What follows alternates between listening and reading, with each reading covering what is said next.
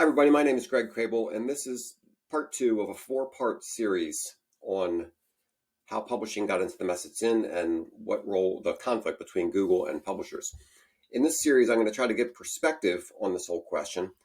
I've already done part one, which is about copyright.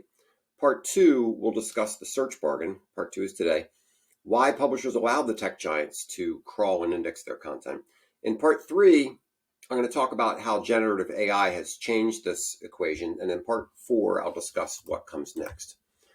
So the search bargain, the internet was undiscovered country for publishers. It was a new way to reach audiences and to monetize their content, mostly with ads, which were very profitable early on. Search became the gateway or the discovery tool, but it didn't start like that.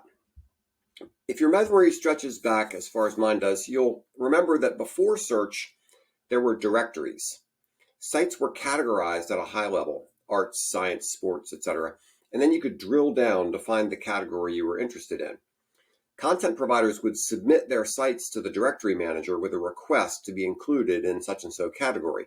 That's how you got found in those days. The secret was to have lots of links to your content, especially from important directories. Now, Google changed all that. While there were search engines before Google, there were directory people and there were search people and so forth. But Google came along and just dominated. Their search was so much better that it quickly became dominant and directories faded into irrelevance. Search engines would crawl websites, scrape the content, index it, and then apply various rules to how to search that. And visitors would search against that index. That was a big mistake, in my opinion, from the publisher point of view. Publishers should have, back then, set terms for how their content could be used. But they went along with the assumption that anything out there on the internet was freely available, and in this case, free for the taking, for Google to put into its index. They should have asserted their rights and demanded some visibility into that index and into the way that it was going to be used. What happened instead is that they became slaves to the index and the algorithm. Google's mission is to organize the world's information and to make it universally accessible and useful. That means free, which they have said explicitly in many public documents.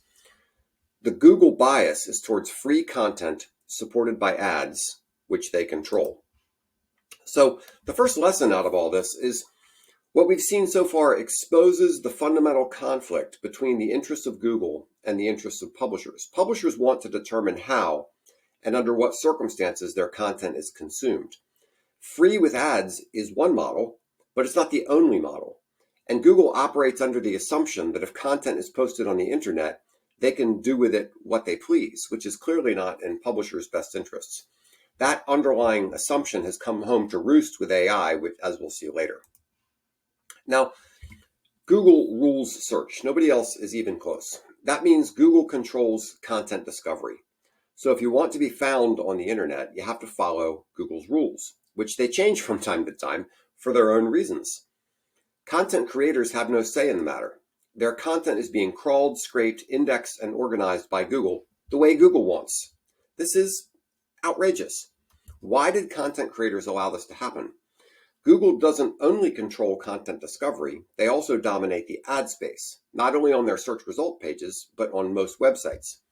Now, I'm not a lawyer, and I don't know if this basically makes them a monopoly, but it's certainly a case of the classroom bully eating everyone else's lunch, and publishers just went along with it.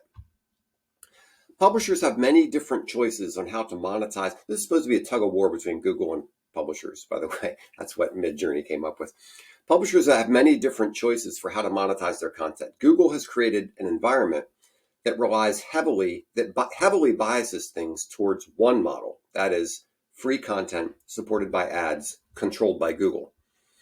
This has created a perception with the public that content ought to be free. That's the natural, expected thing. Any effort to charge for content or to add any friction to that process just seems rude. This expectation that content should be free lowers the perceived value of content. We're all familiar with this bias. If something costs more, we typically assume it's better quality and has more value. That's not necessarily true, but that's how we think. When I was at Kiplinger, I took over management of a product called the Family Records Organizer. It was a solid, good product, but sales were slipping. I raised the price and sales went up. That's just the way it works sometimes. Starbucks did the same thing with a cup of coffee. By creating the assumption that content should be free, the Google-driven internet has devalued content. The funny thing about this is that Google needs the content, which they don't create.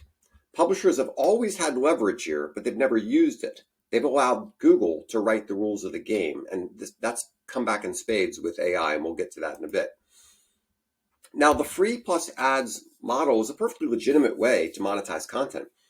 The important point here is that it's not the only way, but we've allowed it to become the default assumption.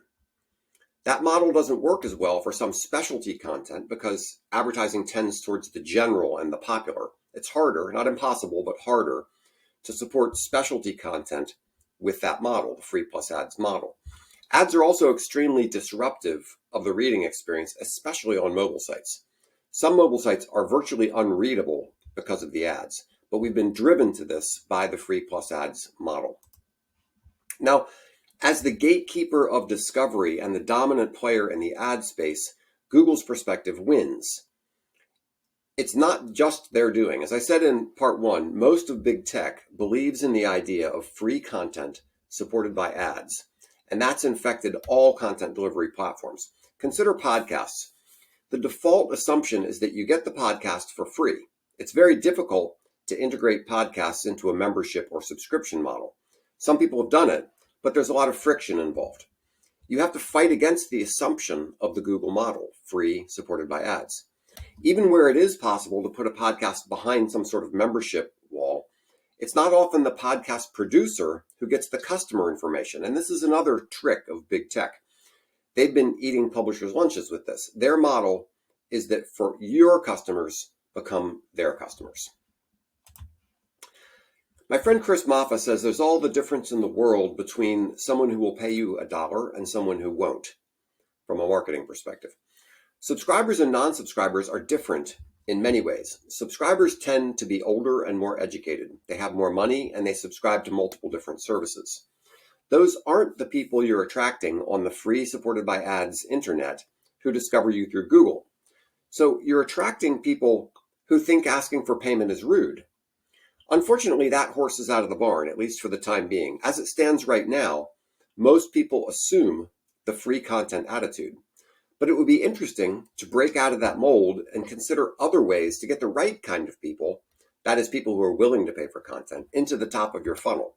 That's probably not through Google search. Now, I'm not going to spend too much time on this because it's slightly off topic, but The Age of Surveillance by Shoshana Zuboff explains the next step in Google's dominance. It's a difficult book to read, in my opinion, but Ms. Zuboff has a lot of YouTube videos that give a nice overview of her position. The idea is that Google has discovered a new resource. That new resource is personal information. They can package up user activities to create audiences for advertisers, and they can find to nudge us towards certain behaviors. It's funny that we're called users, which is what a lot of addicts are called.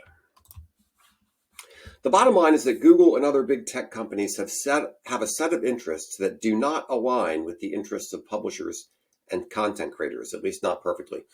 In part 3, I'll discuss how generative AI has made this mess even more complicated. So that's part 2 of my presentation. I hope you enjoyed it. If there's any way I can help you out, if you have any questions, contact me. Thanks so much.